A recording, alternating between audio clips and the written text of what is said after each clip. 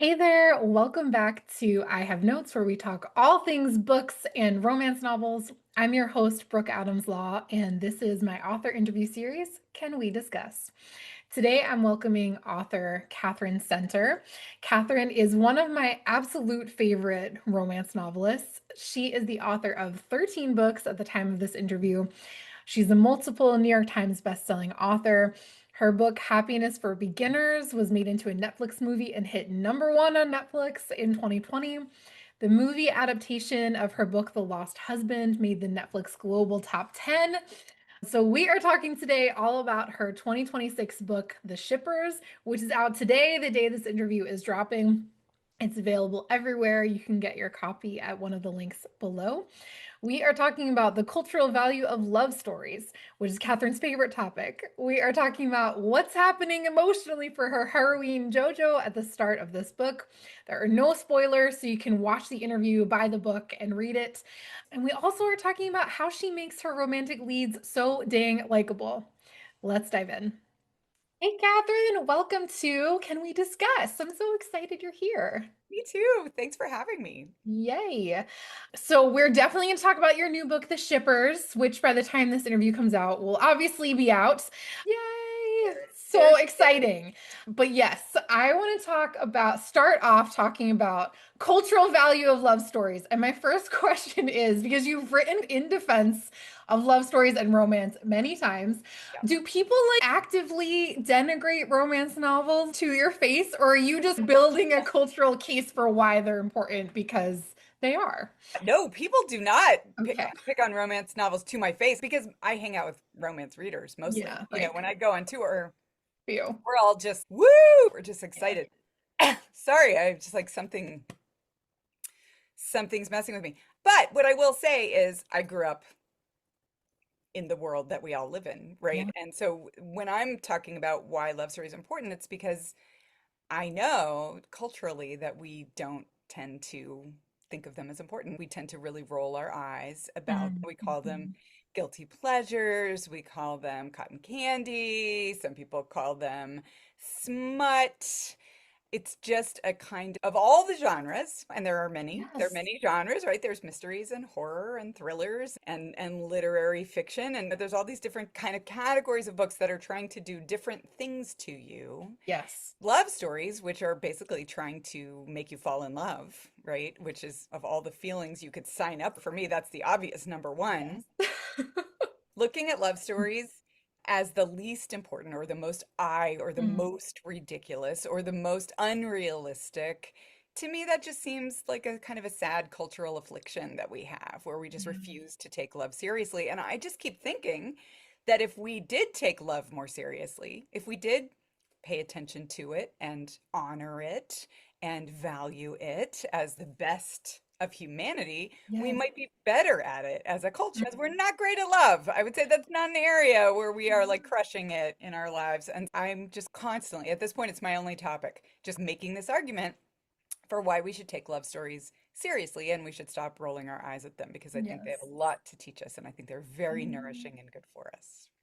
100% agree. I think my favorite author's note where you talk about this is in Hello Stranger, which is where you talk about negatively and positively valenced anticipation, which Yes, sounds like very big psychological words. But can you yes, talk a little bit about what those things mean? Because as soon yeah, as I read that, I was like, yeah, this is why I yeah. love romance like so much. Yes. This is it in a nutshell. Yes. Okay. So I was so excited to figure this out. I feel very proud of myself that I was able to dig under the surface and figure out this element of why love stories are so satisfying.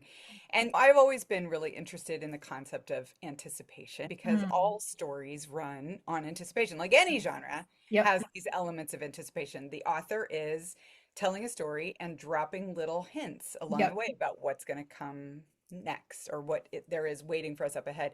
And we love piecing those clues together in lots of different ways. In a mystery, you're really trying to piece clues together in a very active way, but in all kinds of genres, you're picking up on the hints that are getting dropped for you, and then your brain is making these predictions about what's going to happen. You notice some little detail and you start thinking, "Oh, this is what's going to happen." And we love to keep reading to see if we're right. I mean, there are Mhm. many important tips and tricks for how to keep people from getting bored in the middle of your novel and closing it and wandering away and never coming back. And if you're a novelist, that should be like one of the number one things that you're preoccupied with figuring out how to do, because Yep. if people don't finish your book, that's not good. You want people to be hooked. You want people to keep turning pages. Ideally, in a dream world, you want people to stay up way too late Yes. reading because they're having so much fun. That's what I'm always shooting for. But everybody is building anticipation in some way or another and making predictions no matter what genre it is. But different genres are giving you different emotional experiences as you ride that feeling of anticipation. With a lot of genres, it's a kind of negatively Yeah, valent it's like anticipation. dread, Yeah, it's fear. dread, it's worry. You're getting these clues and you're like, oh, that man's going to have a heart attack, Yes. right? Or like that kid is going to go to jail. And you keep reading because you're worried about them and you want to make sure they're okay, or you're rooting for them to go to jail or whatever it is. Yep. But that feeling is negatively valenced. It's dread, it's worry. And what I have discovered in adult life as a grown up is that I don't really love the feeling of being worried. And there's more than enough of that in as far as I'm Real concerned life. in real life to go around. Like when you are a grown up, you are worried about your kids and your pets and your parents and your friends and yourself and the world. And you just carry that around with this kind Yeah. of staticky feeling in your chest. And so Mhm. when I have a free Saturday and a fuzzy blanket and a hot cup of tea, when I can sit down with any kind of book, the kind of book I want is something that's going to give me a break from that feeling. Yeah. And what's so great about love stories and what's so unique to love stories really is that they give you the opposite of that feeling, because love stories are not negatively valenced anticipation. They Yes. are positively valenced anticipation. They Yep. are giving you something to look forward to, quite literally, because Yes. in a rom-com or a romance, you have a genre guarantee of a happily ever after waiting for you at the end. You know Exactly. that these Yeah. two knuckleheads in the story are going to spend 300 pages trying to work it out and overcome all their internal and external obstacles. But by the end, even if they get thrown into a snake pit by pirates halfway through, by the end, they're going to be okay, right? And better than okay, actually. They're Mhm. going to be gloriously, blissfully united and together and synced up and in love. Yes. And so that, for me, much more so actually than curiosity, which is for Mhm. some readers, that's their kind of main thing is they're curious. For Yep. me, that's not it. The main thing in a story is anticipation. I am Yes. looking forward to that moment of bliss when everything gets resolved, and I'm just hungry for it. I'm salivating for it. I'm desperate for it, right? I'm just full of yearning for that moment, and that more than anything else for me is the thing that keeps me up all night. And I think I love that feeling. I'll go anywhere for that feeling. I'll do anything for that feeling. It's pretty rare. Even stories that are trying to create that feeling don't always create that feeling. Yeah. And so I just think there is something uniquely nourishing Mm. moving through a story that is really built on hope, right? It's really built Yes. on things getting better. It's built on pro-social behaviors, like people learning how to empathize with each other and listen to each other and take care of each other and be better people just in Yeah. general. Romance novels and rom-coms are really about people becoming the best versions of themselves in a way that is not true of, say, serial killer novels. Not going to get that in Yep. other genres. And Yep. I love that. I love watching people figure out their lives, right? Yes. Become wiser and funnier and kinder in the face of all of the nonsense that life throws at us and all the difficulties they have to struggle through. So for me, I find it the most uniquely nourishing of all the Mhm. genres. And I also think there's another word for what it feels like to be looking forward and believing in something good that's coming up ahead, and that's hope. Yes. And I think as a culture, we're not always great at hope. And I know that as a person, as an actual human individual, my own self, I'm not great at hope. You know, Mm. I always feel like I'm like one dirty look in the grocery store away from throwing myself on the floor and being like, you know what? We're all I give doomed. up. Yes. Yeah, I give up. So Yeah. I do think that it's nourishing. It helps you practice hope. It gives you this experience with that emotion that can be kind Mhm. of difficult to hold on to. And I Yeah. just think they're really good for us personally and in a larger cultural sense. I love this so much. So I want to talk a little bit about the shippers, and we're going to go in this kind of funny way, which is I think the opening scene or chapter of the shippers is such a great microcosm of like positively balanced anticipation. And I'm not going to ruin anything by saying this because we know from just reading the cover. I will say this. I read most romance novels, including yours, I don't read the cover. I'm just like, I'm going to read this. And then it's so fun because I'm always like, ooh, I have no idea what you have a sense, but like you don't really know what's happening. And it's really fun to just drop in and look around. Anyway, we open on JoJo in a wedding dress that is literally making her break out in hives. And so you're immediately like, okay, obviously she's not going to get married because we have the whole book ahead of us and we kind of know from the flap what's going to happen. Something different than her getting married to this guy. But I was immediately like, ooh, like how is Katherine going to get her out of this ridiculous situation? She's wearing this wedding dress that was her future mother-in-law's, and she's literally rashing up, and she's wearing these shoes that are giving her blisters. You have this unique gift of you just make it worse and worse, and she's thinking about her future husband at the altar. He's probably standing there texting, and then he is standing there texting, and you're like, what is he doing? But I was immediately like, how are we going to get out of this nightmare that she finds herself in? So I'm curious, like when you sat down to write that sequence of scenes, did you already know exactly like how you were going to extract her, or was it like a discovery of who was going to show up and how she was going to get out? Oh, that's such a good question. I knew who was going to show up Okay, yeah, that makes sense. going in. That was the point of having that of opening with that moment is Yeah. really have this sort of very dramatic entrance Yep. for this person who it's a friends to lovers story, Yes. story arc, which I've never done before. Yeah. And sometimes when it's friends to lovers, part of what's fun about that genre, I have now learned after writing the story, is that they know each other so well already. Yes. And so I wanted to make sure that when the real love interest of the story shows up, and I don't think that's a spoiler, this is chapter one we're talking about. Exactly. Chapter When, one. yeah, when he shows up, I wanted it to feel dramatic, Yeah. right? And I wanted it to feel thrilling and shocking. And so there were two parts of it that came into play for that. One is that she hasn't seen him in 4 years, Yeah. that he moved away and ghosted her for reasons that she doesn't understand. Yep. And so he's been gone from her life, and then suddenly he shows up on her wedding day after RSVPing no to the Yes. wedding. So that's dramatic. And then also, I wanted her to be in a situation that she had put herself in that she really needed rescuing from. Yes. And one of the things about JoJo, the main character that I really love about her, is that she's very much a person who's in her head. Yes. And she And doesn't, what I loved about her is she doesn't see herself clearly at all.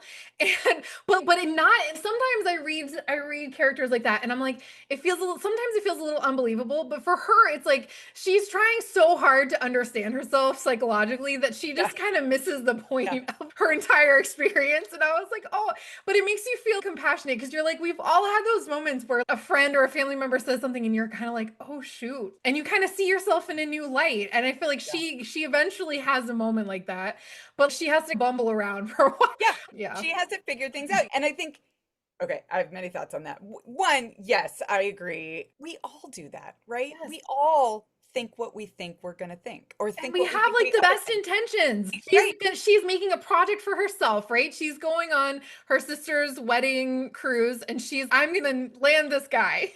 And she's Yeah, like, yeah. I'm ready. And is it ridiculous to think that could solve all your problems? Maybe, but sometimes things like that in life give you breakthroughs, right? And of course, her going on this journey will give her a breakthrough. It's just not the breakthrough she thinks she's going to get. So I feel like I really relate to her because I am also a person who can very much be in my head and can Yeah. have theories about things. And then I follow the theories and it can get me off course. But I feel like she's a math person and she's super brilliant Yes. and she gets in her head a lot. And I think that this story is very much about her starting in her head and then the story, all the elements of the plot force her to move into her heart, right? And into Yes. her body and into her feelings. And I do actually think that on a micro level, that's what's happening with the character. But on a macro level, that's what romance novels are for all of us. Yes. A good romance novel does have to bring you out of your head and into your heart and into your body. And Yeah. when you're a romance writer, that's one of the things you're thinking about, right? Is Mhm, like, how mhm. do I make this experience embodied, right? How do I make it emotional? How do I make it 3D and all encompassing so that the characters in the story become vehicles for us as Mhm, readers to mhm. step inside, climb inside their skin and be experiencing not just the things they see and hear, but their emotions, right? And how does this become an embodied experience for the reader? And I Yes. think romance novels are very good at cracking us open and letting us feel all kinds of good, wonderful, nourishing things. So yeah, so what happens to JoJo in theory, hopefully, is what's also happening to us as readers. Yes, I love it so much. I'm curious how the idea for this book came about. What was the first seed? Did it start with book on a cruise ship? Did it start with friends to lovers? What was the first seed that kind of developed into the shippers? Okay, now we're getting into some personal memories because I will tell you, I've always wanted to write a book on a cruise ship. Okay. And part of the reason for that is because I myself, as a real live human on this earth, had my own first kiss on a cruise ship. Oh my gosh, that's amazing. Many decades ago. And it was totally different from what happens in the story. But for me, cruise ships, we went on a cruise ship we went on a cruise as a family, my two parents and my two sisters and me, when I was like 13. Oh my gosh. And then I did not go on another cruise after that, ever. Okay. So this, until I was doing research for this book, actually, when Okay. I made my entire family sign up for a cruise over Thanksgiving a few years back. And so it was like crystallized in my mind, this Yes. first kiss and this moment and the whole experience of being on this cruise ship, as all the emotions were just super heightened. Yeah. And it, interestingly, looking back, we did not know this when we were on the cruise. My parents were right on the verge of getting divorced Oh my gosh. that year. Wow. And so that's, I think, actually, I didn't necessarily do it consciously, but of course there's a question about JoJo's parents' marriage Yes. and how that's all going. So that wound up coming into the story. But I've just always known that I wanted to put something on a cruise ship Yes. I for love those it so reasons. much. And Yeah. it's really funny because I am working on a romance novel right now and it's set on a cruise. And I did not know this book was set on a cruise. And I was like, Oh this my God, is that's so funny. hilarious. So I don't know. There's something like in the water right now. But I really love the idea of it because it's a closed system and they can't get away from each other. So it's Right, perfect right. for forced proximity and all that goodness. I agree. But yeah, I love it. It's so I good. agree. Okay, so I want to talk a little bit about Cooper, who is JoJo's friend that we know from the very beginning. I feel like he is one of my favorite male characters that I've read in a long time, and he really does have that vibe of like boy next door. There's a little bit of like awkwardness, but also like he's grown up and he's grown out of it, but you still see some of that in the way they interact. He's just so likable. I don't know. It's how that's like kind of the price of admission. And also, I feel he just feels so relatable, which is so nice. How do you go about fleshing out a character like Cooper? Certainly, I'm sure you have some ideas, like they grew up together, but how, like, he feels very specific, like from the vests and like just like from some of the things, like his specific, like just how he talks. I don't know, how they interact. Like, how did you go about making him like a full flesh and blood kind of person? That's such a great question. It's always in general very important to me to make all characters feel very specific and very real. And I think that's partly, and you may have this too, that I'm a tough audience when it comes to Mm, stories. You know, yeah. like when I find myself frequently reading other people's novels and just being like, this is fake, like not believing it at all, right? Not Yeah. able to suspend my disbelief. And I think that's partly me, right? Because when you are a novelist, you can see behind the curtain in all kinds of ways that you wouldn't necessarily if you hadn't spent your whole life obsessing over stories and how they work and what the machinery of them is.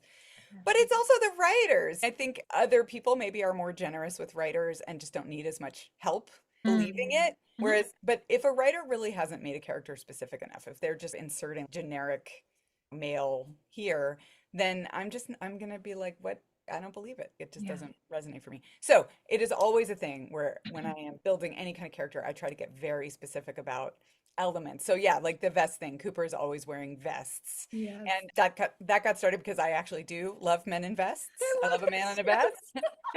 I find vests very provocative, but also putting that one little detail in at the beginning, once it's there, then it can Mm. kind of build, right? And it Yes. starts to connect to other things and it starts to get its own little backstory. And Yes. so it does add these sort of layers and elements and connections, which is really fun. Cooper in particular, I think he feels really very real to me also. Mm. And I credit some of it with the fact that it was this friends to lovers sort of story arc, which again, I had Mm. never tried that before. I'd never written that sort of trope before.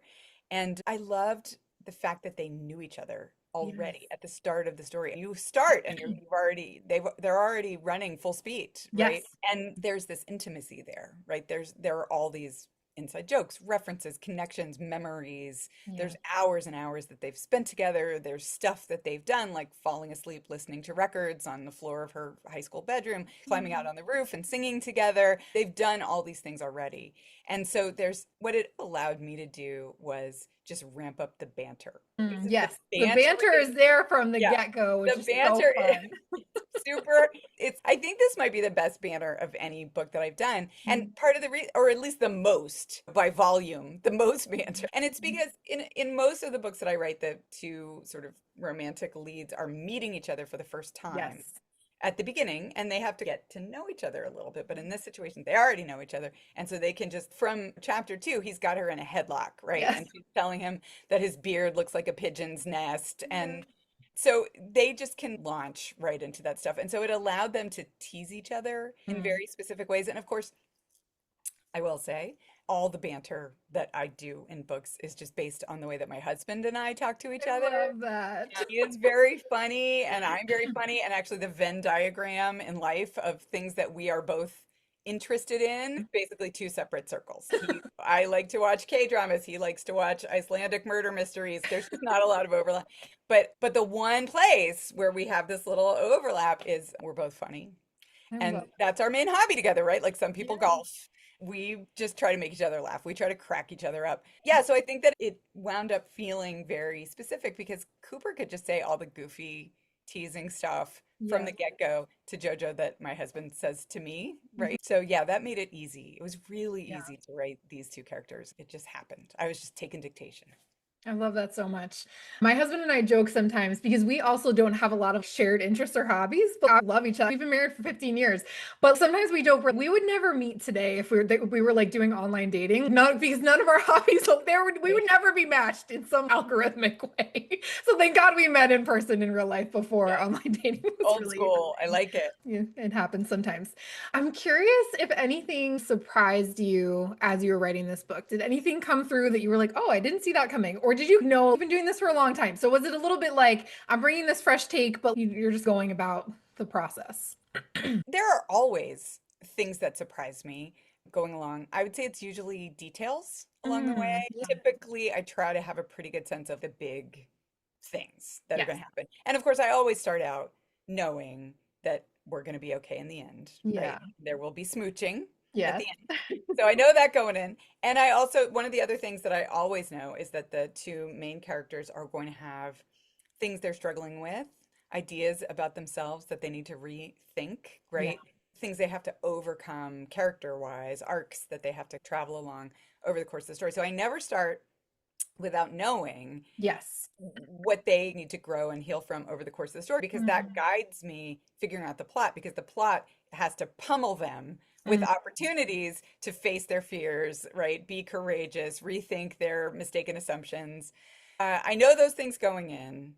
And then I usually have a list in my head of five or six really delicious, lovely, appealing moments that the Mhm. predicament these characters are in could give rise to, right? Oh, yeah. You just kind of know that because they are stuck together on a cruise ship, there will be an opportunity for them to have to share a cabin. I'm like, I'm in, Of like course. only one bed. I'm sold. I'm in. Yes. But then once you know that you want to make that happen, then you have to start building the circumstances in the Mm. story to make sure that does happen. And that's how this character of Harmony comes into the story is that JoJo is supposed to room with this terrible cousin. And then the cousin winds up to be so challenging to room with that JoJo winds up getting rescued by Yeah. Cooper and staying in his cabin instead. It's those tent pole kind of elements of the story that I really want to make sure get to happen give rise to other elements of the story. So that's Yes. yeah. So I, but the details always surprise me. The things people say to each other, the kind of nutty stuff that happens unexpectedly. I will say I did not go into the story thinking that any of the, and these no spoilers, but any of the sort of lighthouse related activity that mm, happened. I wasn't really planning for that. I knew yep. there would be something, Yep. but I wasn't really sure what that would be. And then it kind Mm, of cropped up somehow in the middle of writing. And I was like, okay, I see that. That works. yep. So that was that part what I wasn't really anticipating. Oh, interesting. Yeah, because that's a really big turning point. So, yeah. Yeah, I Yes. love that you think of it as tent poles and then it's like what's going to emerge in between or in addition to. I will also say I love because we talked about how specific you like for your characters to be.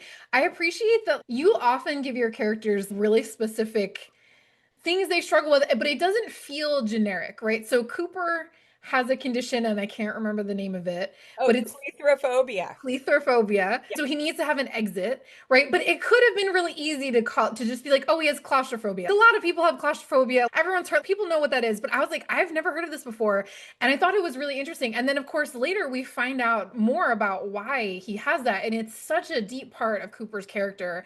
But in the beginning, it just seems like this little, oh, this small, almost throwaway detail that you're like, oh, that's interesting. I've never heard of that before. But then you said before, it goes much deeper. It's almost like we see this ice, it's like an iceberg where you see the very tip, and then you find out later, oh, this is actually the bedrock of his backstory, and that emerges in a really beautiful way. But I love that you don't take the easy way out with those details, which I really appreciate. Part of it is that I really love doing research. Love that. I just love taking these deep Yeah. dives and learning about stuff, right? Yeah. And I was toying, I knew that I always love for any character to have a thing that they struggle with. And so with Cooper, I was thinking they're trapped on a ship. Maybe he could have claustrophobia. But then when I started reading it about it, I saw this other thing and I was Yeah. like, oh, that's claustrophobia, but different. Yep. And so it was just from doing research that I found this other thing. And then what that gives an opportunity for is a little bit of dialogue. So there's a fun little bit of dialogue where she's just, your phobia needs to rebrand, Right. right? It's not as good as the other one. Yep. And there's this running joke where he just keeps saying it's mild. You know, he's like Mm. mild, and she's like, you Yeah. think everything is mild. So yeah, I think the more specific you get with these real things, because of course, real people in their real lives, things are very specific, right? Yes. You don't just Yes. have a thing, you have a specific thing. Yes. And And it just oh, go helps give these nooks and crannies for conversation and yes. struggle. Yeah. Yeah. And similarly, I was just thinking about JoJo, right? So lots of books might the character might be an art teacher or a math teacher, but she's this math genius who teaches art. And then she's like, I like to teach my middle schoolers how to make art that around the Fibonacci spirals and how they show up in nature. And I was like, that was like this one throwaway line. And I was like, dang girl, let's great. And you get to see some of those moments, like you said, where she's so brilliant and she's just what? Like, she's just unconscious of how smart she is. And it's a funny situation because she does have a very cool job, but she's also not in her job is not part of the story, right? Because Right. she's Yeah. on a cruise ship where Yep. she does not need her math skills for that cruise ship. But I will say, my daughter is a math person. I am not a math person. I'm very math challenged. In fact, one of the reasons that I went to Vassar College for college was that they had no math requirement. And I was Yes. like, that is the school for me. It was Um, also a bonus when I went. I was like, ooh, I oh, don't need to, okay, I can take psychology. That was like my qualitative or quantitative, whatever. You had to have like, it was like science based, but I was like science adjacent. Oh, that's great. yeah, yeah, yeah, yeah. All English all the time for me. I was so excited to not have to do any more math. But I gave birth to a daughter who is a STEM person. She's a math I'm person. She was a glad. math major, right? And so Mm. one of the things that I did when I was writing this book was I interviewed her. I was Nice. like, "Can you sit down and explain math to me?" And she was like, "I can try." Good. But and then she, of course, in trying to explain it to me, she referred me to all these books that she has about math. And so Cool. I wound up reading all these cool books about math. And one of the ones that I loved the most was about math and art and the intersection of That is math and so art. cool. And actually, what JoJo did in the story, I just stole it from my daughter because my daughter did actually do a presentation about the intersection between math and knitting. Whoa, that is so fun. Yeah, and knot theory, the theory of knots and how they work mathematically. So I just harvested all of that for my Yeah. daughter. I'm like, can I just take that for my book? Yes, I'm just gonna borrow But it. anyway, yeah, I love those specifics are what make the characters feel real to me, and that's what I need to get invested in a story. Because if I don't Yes. buy it, then I don't care. I need a lot of specifics as a reader, so I Yes. try to give those as a writer. I love it. Okay, so my last question for you is about a little Easter egg potentially that I think I found. So in the Shippers, there's this one tiny story where JoJo's sitting with all these neighbors that she grew up with, like on the block, and she was like one of the younger kids, and so they're all telling me like silly stories about her as a kid. And one of the stories is that she was selling Girl Scout cookies door to door, and the neighbor answered with he was brushing his teeth and he had the toothpaste foam and she had just learned about rabies in school, and so she like ran screaming down the street. So I laughed out loud when I read that story, and I was immediately wondering if that was true or based on a true story, either to you or to someone that you had heard. And then I will confess, I told you I've been reading your more of your backlist, and so I immediately after the Shippers, I read Get Lucky, which is a much earlier book. I think it's like your third book, maybe. But Sarah actually tells an identical story where she had like the rabies toothpaste, and I was like, oh my gosh. So did that really happen, or where did that story come from? Yes, that story did actually happen to me with we had these neighbors down the street. Yeah, so all the neighbors in the story, they're not based on real people, but the neighborhood vibe in the Shippers Yeah. is based on a lovely neighborhood vibe that I had on my own street growing. We had a pack of wild animal kids that ran around. We were in the ditch at the end of the street all the time trying to catch crawdads. We harvested like fish eggs, like spaghetti strands of fish, I mean, not fish eggs, but frog eggs, and tried to harvest, run frog farms. And we did all these, we climbed trees and we organized games and we did plays together. We were adorable. And actually it was very nostalgic for me to write the book because I just brought up all of these memories of being a kid. And yeah, I realized that after I didn't even do it on purpose. I realized afterwards that I've used that story before, but it's such a great story It's such a too. great story. Who's It's gonna real know? for I was like, I feel like I'm gonna have this gotcha moment, which I did not mean, but I was like, it has to be real because otherwise, like, why would it be? Why would it crop up twice? So when you it's think so about, funny. yeah, and there was this nice old couple that lived down the street from us, and they had this giant magnolia tree that we were always climbing in. And Mm. one day I was selling Girl Scout cookies to Mr. Montgomery, and he opened up and he was brushing his teeth, and I was terrified. I ran off. I So was like, when I saw that, I started laughing because like I remember having a children's book about rabies, like as a kid, and I was like, why were we so why were obsessed we? with rabies? I don't know. It was a whole It thing. was a whole But thing. I will say that it is true that like I'm losing count, but 13, I think this is my 13th novel. Yes. And Yeah. I've been and this next year will be my 20th year since my first novel came out. So I've been Whoa. doing this for a long time. And it is true. I am starting to lose track of every Yeah, I that don't is. I'm worried about reusing character names at this point because I do find myself drawn to the same names over and Yep. over, and I'll start using one and then realize, "Oh my gosh, no, I did that in 2007. I can't do it And again." how are you supposed to remember? And this is so minor. I was literally like, no one's gonna notice. No one will find that. It was just because I read them concurrently or back to Yeah, back. I was like, oh yeah, gosh, that's really funny. yeah, But yeah, I loved yeah. that story so much. Okay, so can you hold up your copy again? Because I don't yet have, it's not out when we're recording this, but I've read the arc. So the Shippers, by the time this interview is out, is available everywhere. You can maybe, if you see this early, you can maybe catch Catherine on tour if she's coming to a city near you. But yeah, look at those beautiful spray painted edges. Oh my gosh, it's like the perfect beach book in every way. These pretty end So papers. pretty. So gorgeous. Oh my gosh. So get your copy today. Any final thoughts for us? Just read the book. It's so fun. Yeah, yes, I'm so excited about the book, and it was the most fun I've ever had writing a novel. So I just feel like hopefully it'll be a great source of joy for anybody who needs a romantic personal cruise. Just come to this book and we'll Yes. take you on one. Yep. And come follow me on Instagram because that's Mhm. where I spend my social media time. That's my main social media. And Yes. yeah, definitely come see me on book tour. I'm going on a month long, coast to coast, top to bottom US book tour from Chicago down to Florida and California to Boston. And so I'm in a lot of places. It's a different city every night for a month. And I'm never happier than when I'm on book tour. I just love getting Yay. to see everybody and talk about books with book people. So yeah, definitely come see me if you can. And yeah, and then there's more books on the way. So That's on circle the back way. next year, like Oh my block out gosh. 2027. We've got more fun to be had. More to come. Well, thanks so much for being here. This was a delight. Yay, thank you. Yay. Thanks, Catherine. Thank you so much for tuning in. If you need a totally absorbing, spicy or not romance novel to get lost in, grab my list of my top 100 favorite romance novels at the link in the description below.